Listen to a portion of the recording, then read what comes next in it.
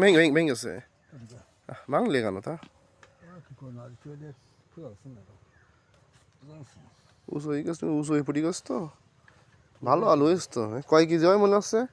কয় কেজি হবে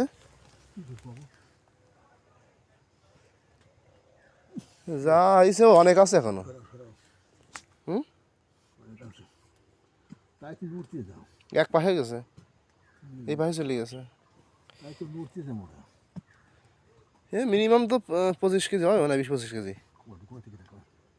এই সাইডে